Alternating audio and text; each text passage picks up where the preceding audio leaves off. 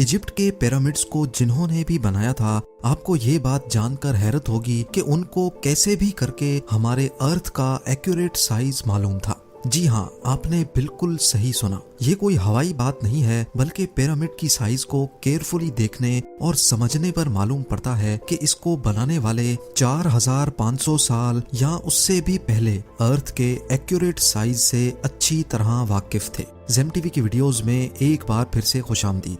नाजरीन, इजिप्ट के पिरामिड्स के बारे में हम जितना ज्यादा जानने की कोशिश करते हैं, उतना ही इसमें उलझते जाते हैं। इस बात में कोई शक नहीं है कि इजिप्ट बेशुमार मिस्ट्रीज से भरा हुआ है, जिनको आज तक इजिप्टोलॉजिस्ट जानने की कोशिश कर रहे हैं। इनमें सबसे बड़ी मिस्ट्री ये है कि पिरामिड्स कैसे बनाए गए थे और इनका असल मकसद क्या था।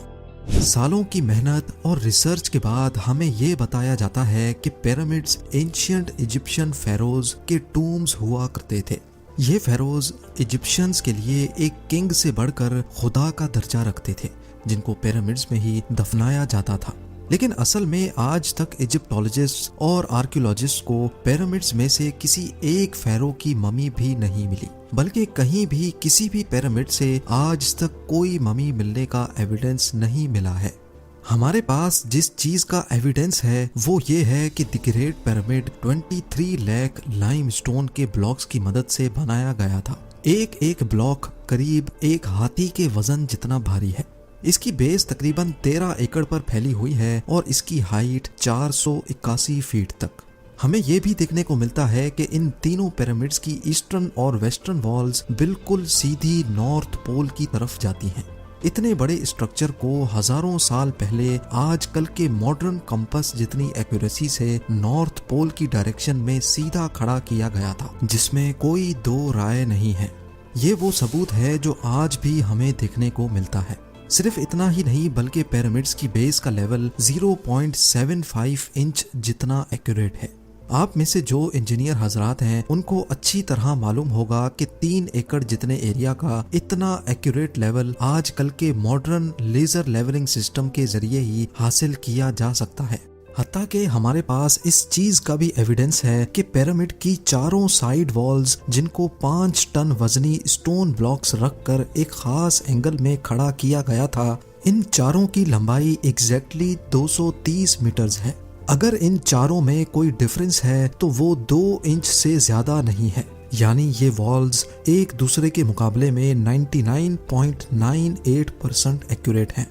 बात अभी तक यहाँ खत्म नहीं हुई। जिन लोगों ने भी द ग्रेट पिरामिड बनाया था, उनको हजारों साल पहले भी अर्थ की साइज का अच्छी तरह इल्म था। जी हाँ, ये पॉइंट गौर से सुनिएगा। जैसा कि आपको मालूम है कि सर्दियों में दिन छोटे और रातें बड़ी हो जाती हैं, इसका बिल्कुल ही उलट गर्मियों में पाया जाता है, जिसमें रातें छोटी तो दिन बड़े हो जाते हैं। लेकिन साल में सिर्फ 2 दिन ऐसे होते हैं जिसमें रात और दिन दोनों एक जितने ही होते हैं। एक होता है 21 मार्च और दूसरा दिन होता है 22 सितंबर। इन दोनों दिनों में सूरज इक्वेटर के बिल्कुल सेंटर में होता है, जैसा कि आप इस फोटो में भी देख सकते हैं। बाय द वे, इस मोमेंट को, इस घड़ी को सोलर इक्विनॉक्स कहा जाता है। इसका मतलब ये हुआ कि इन 2 डेट्स में 12 घंटे का दिन और 12 घंटे की रात होती है। 12 घंटों को अगर सेकंड्स में कन्वर्ट किया जाए तो ये 43,200 सेकंड्स बनते हैं।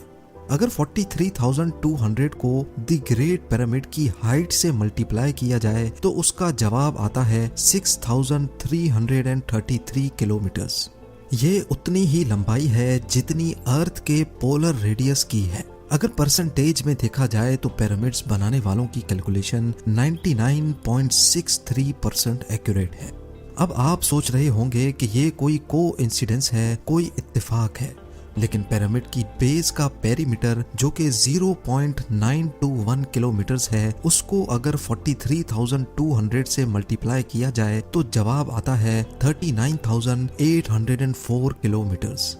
आपको ये बात जानकर हैरत होगी कि ये सरकमफ्रेंस ऑफ अर्थ यानी अर्थ के पूरे एक गोल चक्कर के मुकाबले में 99.34% एक्यूरेट है। कोइंसिडेंस तो सिर्फ एक मर्तबा होता है, लेकिन 99% से भी ज्यादा एक्यूरेट रिजल्ट वो भी 2 मर्तबा आना हमें एक गहरी सोच में डाल देता है। कई लोगों का अभी भी मानना है कि ये महज सिर्फ एक इत्तेफाक है, लेकिन जैसा कि अभी हमने जाना कि 43,200 जिसका ताल्लुक सोलर इक्विनॉक्स से है, ये एक और जगह पर भी अपना सबूत दे रहा है। नॉर्मली देखने पर पिरामिड्स की 4 साइड्स नजर आती हैं, लेकिन असल में ये 4 नहीं बल्कि 8 हैं। जी हाँ, ये 8 साइड्स सिर्फ सोलर इक्विनॉक्स वाले दिन ही ऊपर से देखने पर नजर आती हैं। ये डिस्कवरी पहली बार 1940 में एक ब्रिटिश एयरफोर्स पायलट ने की थी, जब वो पिरामिड्स के ऊपर से गुजर रहा था। अब सवाल ये खड़ा होता है कि हजारों साल पहले पिरामिड्स बनाने वालों को अर्थ का पोलर रेडियस और इक्वेटर का सरकमफ्रेंस मालूम पड़ा, तो आखिर कैसे? इजिप्ट के पिरामिड्स हमारी सोच से भी ज्यादा कॉम्प्लिकेटेड हैं। ये तमाम फैक्ट्स जानकर यकीन करना मुश्किल हो जाता है कि इनको 4,500 साल पहले एक कदीम दौर में बनाया गया था। क्या उनके पास कोई जादुई ताकत थी, या फिर वाकई किसी और मखलूक ने इनकी मदद की थी, या फिर इनको इजिप्शियंस ने बनाया ही नहीं था?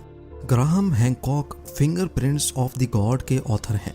इन्होंने पिरामिड्स को ओरायन कॉन्स्टिलेशन के 3 स्टार्स के साथ लिंक करने की थ्योरी दी थी। इस थ्योरी के मुताबिक गीजा पिरामिड्स की पोजीशन ओरायन कॉन्स्टिलेशन के 3 स्टार्स से एग्जैक्टली मैच करती थी। लेकिन मसला ये है कि ओरायन कॉन्स्टिलेशन के ये स्टार्स पिरामिड्स की पोजीशन से ना आज मैच करते हैं और ना ही 4,500 साल पहले एंशिएंट इजिप्शियंस के दौर में मैच किया करते थे, बल्कि ये 13,500 साल पहले एग्जैक्टली पिरामिड्स की पोजीशन से मैच करते थे। इस एस्ट्रोनॉमिकल एविडेंस से तो ये जाहिर होता है कि पिरामिड्स 11,400 BC में इन स्टार्स से मैच करके बनाए गए थे, लेकिन उस वक्त एंशिएंट इजिप्शियन सिविलाइजेशन के होने का कोई एविडेंस नहीं मिलता। अगर आपको लगता है कि ये एस्ट्रोनॉमिकल एविडेंस कमजोर है, तो फिर इस फिजिकल एविडेंस के बारे में क्या ख्याल है? बॉस्टन यूनिवर्सिटी से ताल्लुक रखने वाले प्रोफेसर रॉबर्ट स्कूच का कहना है कि गीजा प्लेटो, जो आज एक ड्राई जगह है, ये फेरोज के टाइम में भी ऐसी ही ड्राई होती थी। लेकिन लाइमस्टोन से बने 240 फीट बड़े इस स्फिंक्स पर ये इरोजन सिर्फ हवा और रेत की वजह से नहीं, बल्कि इसमें पानी का बहुत बड़ा किरदार है। ये इरोजन सिर्फ तब मुमकिन हो सकती है जब पानी यहाँ से स्पीड में गुजरा हो।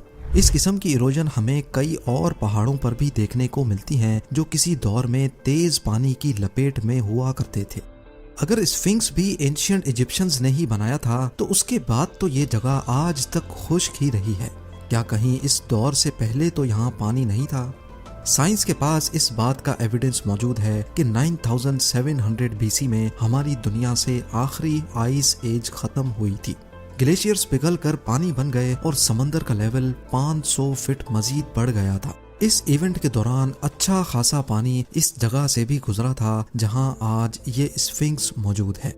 शायद आपको याद होगा, ये बात मैंने टूटनखामुन के नेकलेस वाली वीडियो में भी की थी। पिरामिड्स का अर्थ की साइज और इक्विनॉक्स के साथ कनेक्शन, इनका ट्रू नॉर्थ को फेस करना, लेजर लेवलिंग जितनी एक्यूरेसी से इसकी बेस का लेवल होना, यहाँ ममीज का ना मिलना और पिरामिड्स की वॉल का 99.98% एक्यूरेट होना, ये सब चीजें हमें इशारा देती हैं कि शायद इनको इजिप्शियंस ने नहीं बल्कि किसी ऐसी सिविलाइजेशन ने बनाया था जो पास्ट में काफी एडवांस्ड थी। ये भी हो सकता है कि इजिप्शियंस को ये पिरामिड्स बने बनाए ही मिले थे और उन्होंने इसको टेक ओवर करके अपने रिलीजन के लिए इस्तेमाल करना शुरू कर दिया। इजिप्ट में कई मकामात पर पाई जाने वाली हायरोग्लिफिक्स, जिसमें एंशिएंट इजिप्शियंस ने अपनी हिस्ट्री और रिलीजन के बारे में काफ़ी मालूमात फराहम कर रखी हैं। अफसोस इस बात का है कि इन हायरोग्लिफिक्स में भी कहीं पिरामिड की कंस्ट्रक्शन के बारे में हमें कोई इंफॉर्मेशन नहीं बताई गई। अब इन सब में कितनी सच्चाई है, जैसे जैसे साइंस तरक्की करेगी वैसे वैसे एक ना एक दिन सच सामने आ ही जाएगा। उम्मीद है जेम टीवी की ये वीडियो भी आप लोग भरपूर लाइक और शेयर करेंगे। आप लोगों के प्यार भरे कमेंट्स का बेहद शुक्रिया। मिलते हैं अगली शानदार वीडियो में।